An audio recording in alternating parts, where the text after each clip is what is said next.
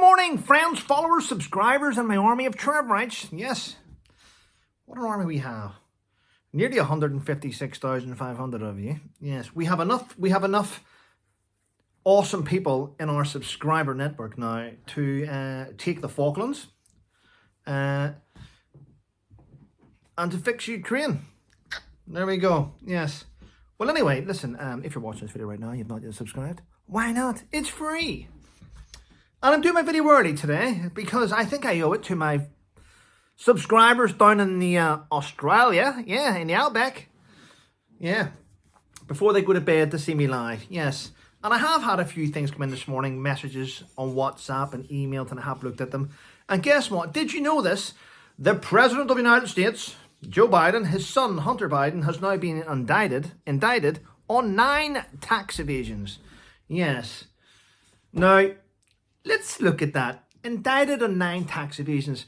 So who do you not want to start talking about your son, who's got a massive platform?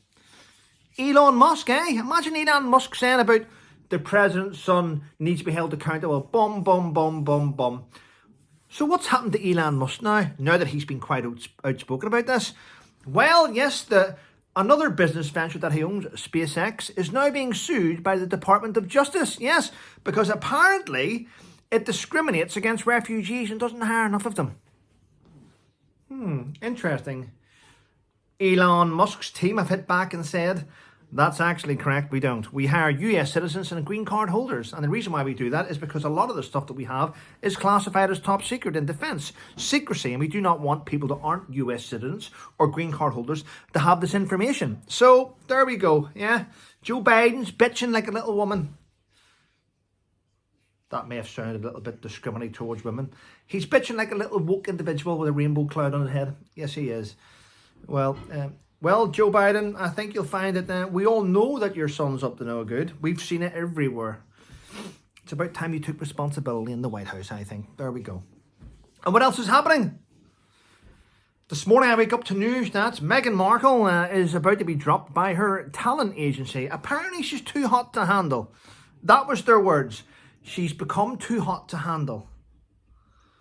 Now, if you were to get rid of that, what they meant to say was she's actually such a toxic brand that everything she touches turns to shit, and we do not want our talent agency being associated with somebody that adds no value to society. That's what they should have said, but they didn't. She's become too hot to handle. Yes. So's a turd after it's been excreted from the body. That's quite hot. Allegedly.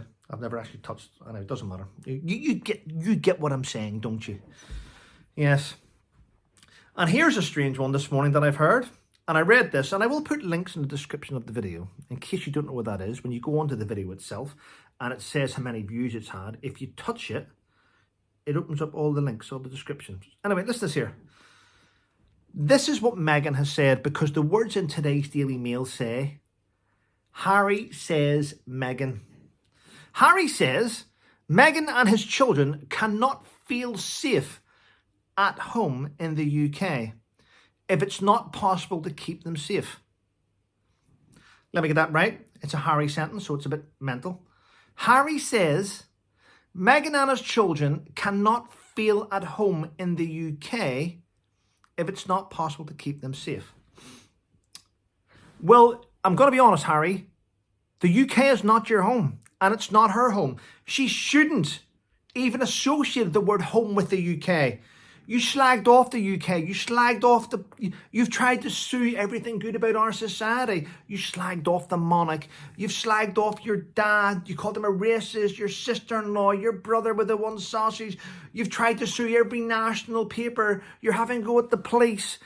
I mean, we don't want you to feel home in the UK. That's why you left and you moved to America. You moved to America. I mean, every time I say this, I get comments. And the comments say, from loads of Americans, well, we don't want them here either. Maybe if you didn't sue everyone and treat people like shit, you wouldn't need to have so much security. And how come every single pop star and celebrity, Ed Sheeran's safe? He lives at what? 2.5, 3 miles from my home. No one goes anywhere near him. Do you want to know why? And he doesn't have any of these big security. He's more famous than you. More famous. He's achieved more in life than you. He earns more money than you. He's more global than you. And he has like 0.1% of your security. And the reason being is Ed Sheeran doesn't treat people like shit. So maybe if you change your attitude and your outlook towards life, you and your wife, you wouldn't need all this crap. Just stand and look in the mirror. Only get yourself to blame. Right. What else have I got to say this morning? Well, there's another thing that hit me this morning, like a brick. Listen to this, people.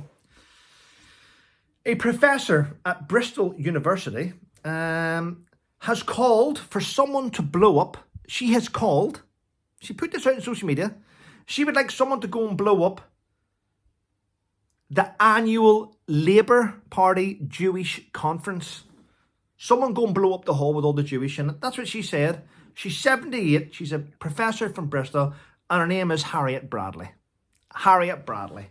Now, what I would like to hear today is that Bristol University have rekindled or taken away her chance to indoctrinate students by removing her from the university. Would that not be a good thing in society to remove her? And before you say, Trevor, you've named her, it's all over the media. Harriet Bradley, 78, has asked for Jewish people to be killed at the annual Labour Jewish Conference. It's absolutely appalling that anyone can think they can get away with that in today's society. It's shocking. Yes. And I will like to point out that this morning I've started off my morning with the Guardsman blend of Soldier On coffee.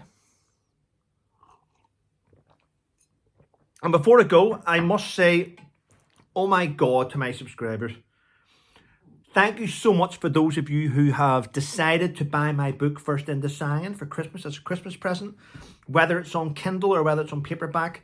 I don't know what it is right now, but about an hour ago, it was sitting at number 14 in paperback. Amazon's top 100 bestsellers. My book is at number 14 paperback. It was at number 6 on Kindle. Now, and I do appreciate it. I really do appreciate it.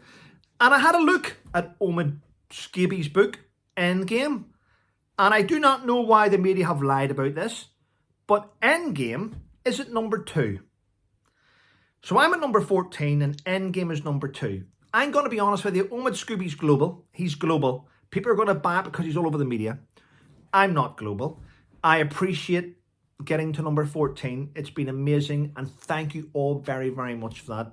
I'll keep my fingers crossed to see if I do get in the top 10.